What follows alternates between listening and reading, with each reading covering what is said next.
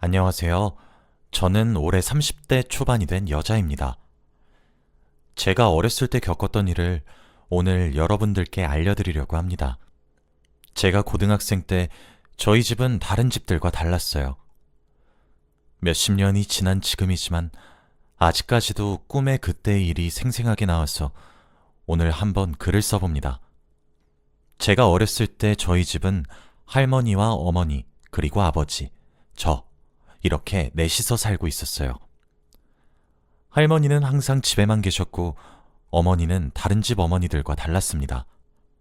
왜냐하면 식물인간이셨거든요. 저희 집은 굉장히 가난했습니다. 어머니는 식물인간이셔서 몇 년째 병원 신세를 지고 계셨고 아버지는 횟집을 운영하셨는데 장사가 잘 안 됐죠. 거기다가 저는 학생이었기 때문에 돈도 많이 들었고요. 집에서 돈을 버는 사람은 아버지밖에 없었습니다. 그리고 나라에서 돈도 지원해주지 않았고요. 제가 태어났을 때부터 어머니가 식물인간 상태는 아니었습니다. 원래는 다른 사람들과 똑같이 말도 잘하시고 표현도 잘하시는 활발한 어머니였죠. 세상에서 제일 친한 친구가 어머니라고 말할 정도였으니까요.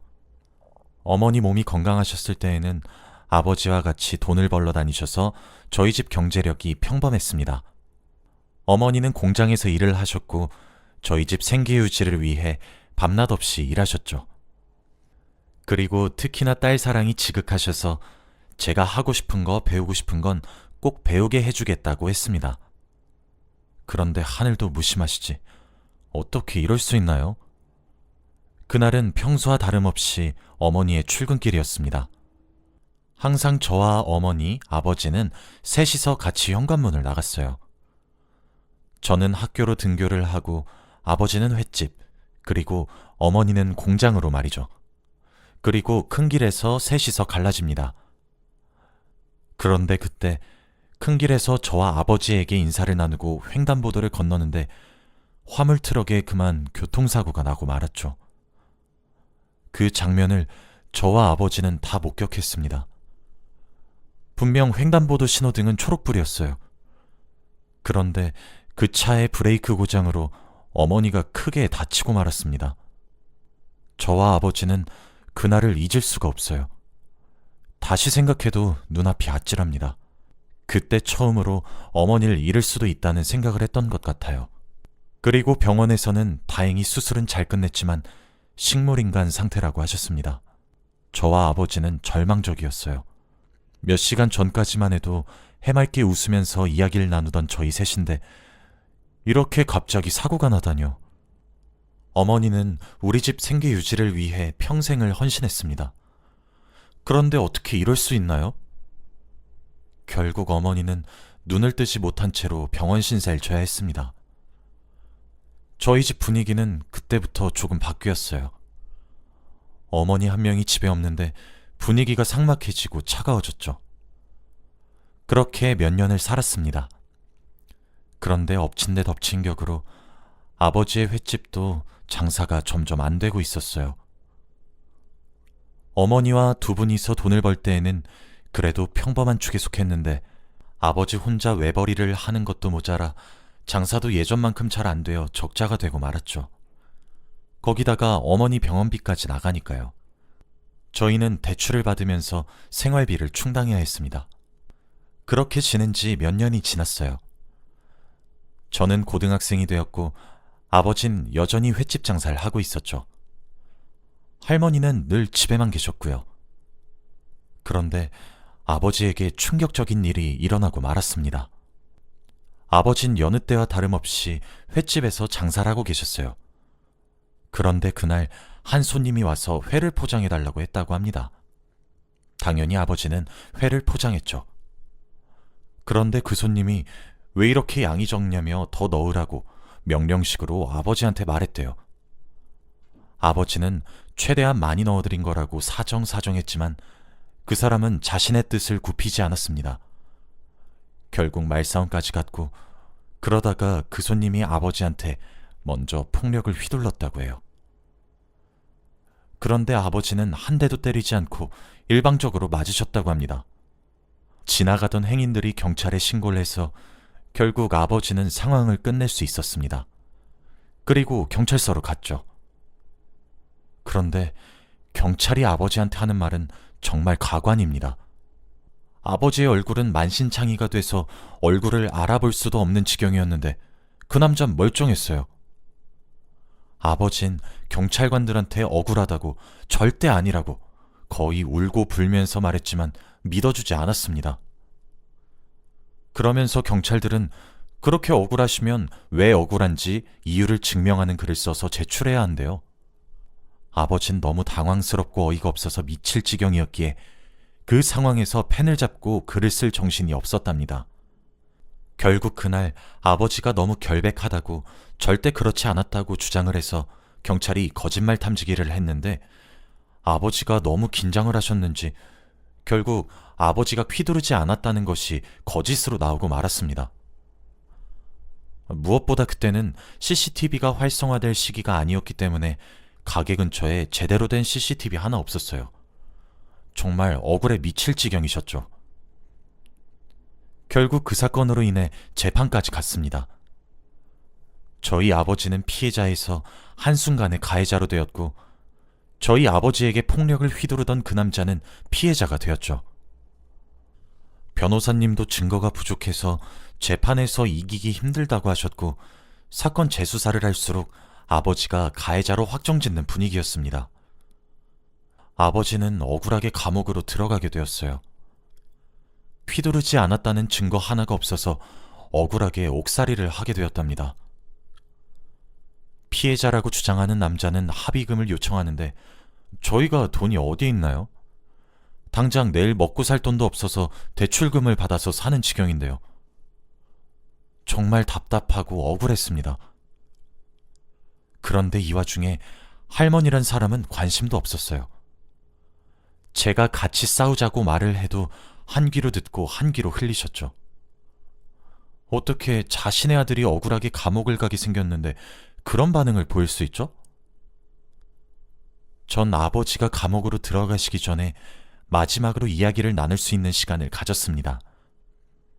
아버지의 표정은 넋이 나간 표정으로 허공만 바라보고 있으셨어요.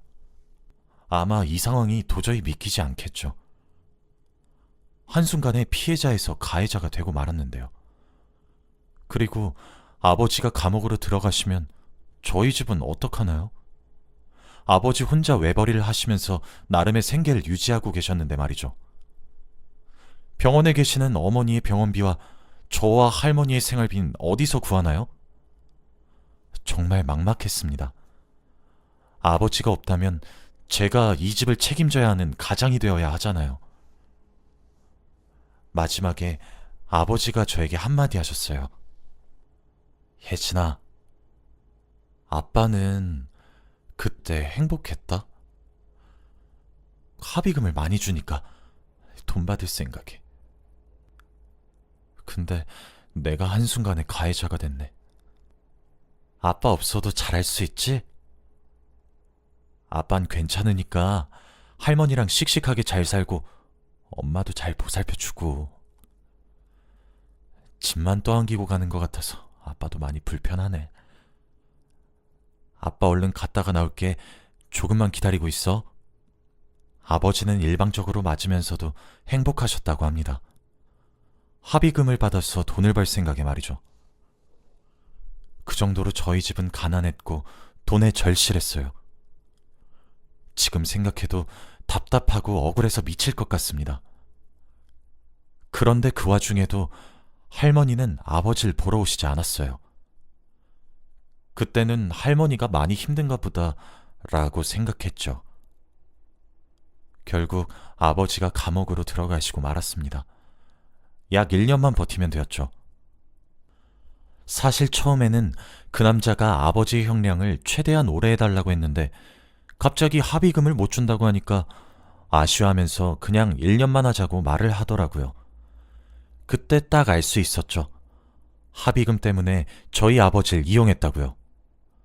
왜 하필 저희 아버지가 희생양이 되어야 했나요? 결국 저는 집으로 돌아와서 생각을 차차했죠. 이제 돈을 벌 수 있는 사람은 나밖에 없다고요. 저는 결국 학교를 자퇴하고 새벽부터 늦은 밤까지 일만 했습니다. 당연히 고등학생을 고용하는 일자리는 많이 없었지만 최대한 자빌이라도 했어요. 어떻게든 버텨야 했고 제가 덜 먹더라도 어머니의 병원비는 꼬박꼬박 내고 싶었거든요. 중간중간 회사 점심시간에 어머니 병원으로 뛰어가서 보살폈고 퇴근 후 병원에 가서 어머니와 같이 잤습니다. 집엔 잘 들어가지 못했어요. 사실 할머니랑 원래 친하지도 않고 대화도 많이 안 나누거든요. 그 시간에 어머니와 있는 시간이 더 좋았습니다. 이제 할머니와 어머니를 제가 책임져야 한다는 생각에 일을 더 열심히 하게 되었죠. 그런데 어느 날이었습니다. 여느 때와 다름없이 평범하게 돈을 벌고 있었는데 팀장님이 저를 부르더라고요. 당장 병원으로 가라고 하면서 말입니다. 무슨 일이냐고 물어보니 어머니가 사망을 했대요. 갑자기 무슨 말이냐고 오늘도 어머니 병실에서 출근했다고 말을 했지만 아무 소용이 없었죠. 제가 출근하고 얼마 지나지 않아 사망했다고 합니다. 전 너무 놀라서 병원으로 뛰어갔어요. 그런데 그곳에는 할머니가 있었습니다. 전 할머니에게 따져 물었어요. 왜 갑자기 잘 살아있던 엄마가 죽은 거냐고요. 오늘 아침까지도 건강했고 의사 선생님도 상태 좋다고 계속 지켜보면 될 것 같다고 긍정적으로 말하셨는데 왜 갑자기 몇 시간 만에 엄마가 죽냐고요. 정말 병원이 터져라 울어대면서 할머니한테 말했습니다. 그런데 할머니는 오히려 덤덤했어요. 그러면서 하는 말은 정말 충격적이었습니다. 내가 네 엄마 사망 신고했다. 아주 날카롭고 단호하게 말씀하셨어요. 그럼 어머니를 죽은 사람으로 만든 게 할머니란 소리잖아요. 갑자기 왜 그랬냐고, 지금 아버지도 감옥 간 마당에 어머니까지 없는 사람으로 자라게 하고 싶냐고 화를 미친 듯이 냈지만 할머니는 아랑곳하지 않았어요. 이렇게 안 하면 내가 힘들다. 나도 먹고 살아야지. 애는 어른들 일에 관여하지 말거라. 그러면서 차갑게 저를 지나쳐 갔습니다. 정말 어이가 없었죠. 화가 미친 듯이 났어요. 어머니의 병원비와 저와 할머니의 생활비를 위해 돈을 열심히 벌고 있었는데 한순간에 어머니가 죽다니요. 저는 평생을 어머니가 깨어나는 게 소원이었습니다.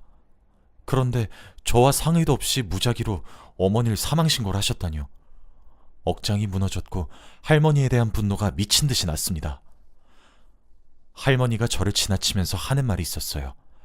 내가 네 엄마를 돌볼 순 없잖니? 그때 알 수 있었어요. 저희 어머니를 사망신고한 이유가 바로 할머니가 어머니를 보살펴야 할까봐였다는 것을요.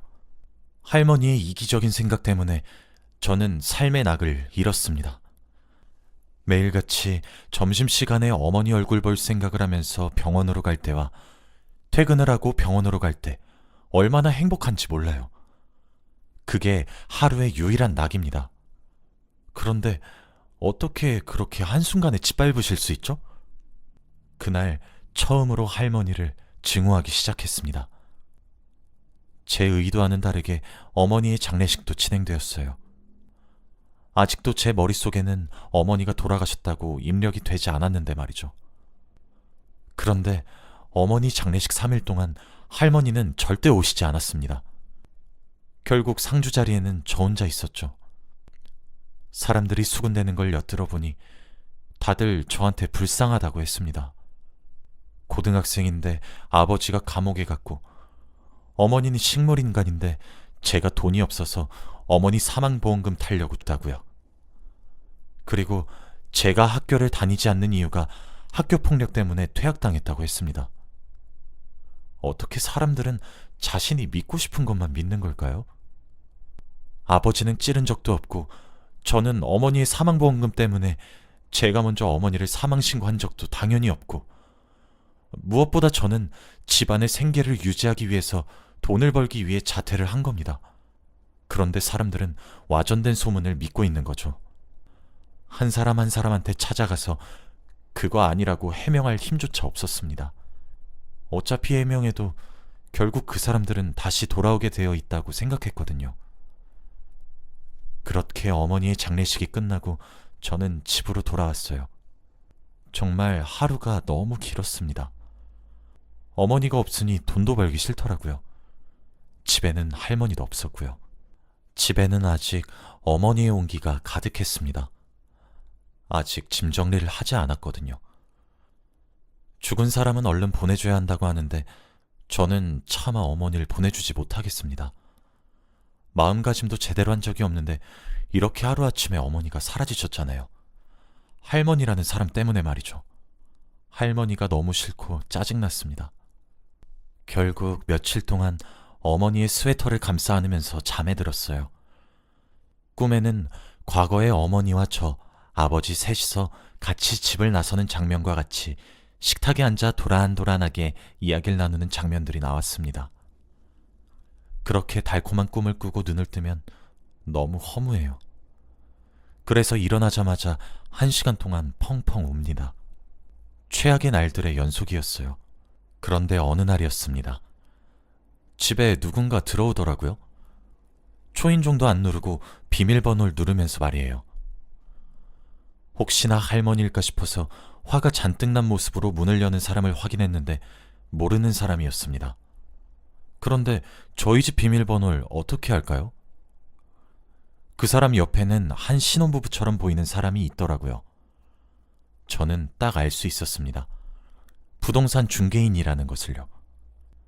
그 사람은 저를 보면서 놀랐고 저도 놀랐어요. 그러면서 여기 집주인이 방 다 뺐다고 했는데? 학생, 여기 집주인 보증금까지 다 빼서 나갔어요. 여기 이번 주에 세입자 들어오니까 당장 집 나가야 해요. 라고 하더라고요. 아마 저희 집 보증금을 가지고 간 집주인은 바로 할머니겠죠. 할머니는 끝까지 최악이었습니다. 저는 오늘 안에 짐 빼겠다고 약속한 뒤 대충 가져갈 짐을 챙겼어요. 아버지의 여벌옷과 어머니의 채취가 가득 담긴 옷, 그리고 제가 입을 옷만요. 그리고 제가 한때 열심히 모아두었던 통장까지 말이죠. 그런데 어머니 옷을 찾다가 옷장에서 한 서류를 발견했어요. 되게 어려워 보이는 서류였는데 그건 오래된 아버지의 입양 서류였습니다. 정말 충격적이었어요. 색이 바래져서 잘 안 보이긴 했지만 아버지가 입양이 되었다는 것은 확실했습니다. 그럼 할머니가 아버지의 친엄마가 아니란 소리잖아요. 정말 충격을 받았습니다. 그래서 아버지가 감옥을 가는 당일날까지도 한마디도 하지 않으신 거죠. 아버지도 아마 눈치를 채고 계셨던 것 같아요. 그리고 무엇보다 친아들이 아니니 손녀인 저한테도 더욱 정이 없으셨겠죠. 드디어 모든 퍼즐이 맞추어졌습니다. 저는 그 서류도 가방에 넣어서 나갔어요. 그리고 외딴 곳으로 갔습니다. 사람이 거의 없는 곳으로 말이죠. 아무도 저를 모르는 곳으로 가서 일을 시작했습니다. 딱 아버지가 출소할 때까지 말이에요. 저와 아버지는 편지를 자주 주고받았습니다. 무슨 일이 있었고 어디서 어떻게 살고 있는지 말이에요. 다행히도 제가 살고 있는 곳에는 친절한 분들이 너무 많아서 살기 편안합니다. 그렇게 1년 동안 돈만 벌면서 살았어요. 아버지가 출소하고 난 뒤 이제는 조금 편안하게 사시라고 호강시켜드리고 싶었거든요. 그렇게 오랜 기다림 끝에 아버지가 출소하셨습니다. 제가 알려드린 주소로 오셨고 저희는 서로를 마주하자마자 끌어안고 펑펑 울었죠. 이제 고생 끝났다고 말이에요. 아버지의 품이 너무 그리웠고 솔직히 힘들었습니다. 고등학생 여자 혼자서 세상을 살아가는 게 쉬운 일이 아니더라고요. 아버진 출소하시자마자 다음 날부터 할머니에 대한 복수를 하기 시작하셨습니다. 당연히 경찰에 신고를 했죠. 아버진 과거와 다르게 성격이 많이 바뀌셨습니다. 단호하고 직설적으로 말이죠. 물론 저한테는 예전과 같으십니다. 아버지는 감옥에서 복수 계획을 다 세워왔다며 일사천리로 일을 마무리하셨어요. 그리고 며칠 뒤 경찰을 통해 숨어 지내시던 할머니를 찾을 수 있었고 저희는 고소했습니다. 그리고 절대 합의해주지 않았어요. 멀쩡히 살아있는 저희 어머니를 사망신고를 해버렸는데 이 정도 죗값은 받아야죠. 결국 저와 아버지는 한 달 만에 할머니에게 복수를 성공했고 지금은 어머니가 뿌려져 있는 강 근처로 이사를 했어요. 조금이라도 어머니와 가까이 있다는 것을 느끼고 싶어서 말이죠. 이 일이 일어난 게 벌써 10년도 더 된 일이네요. 저는 지금 30대가 되었습니다.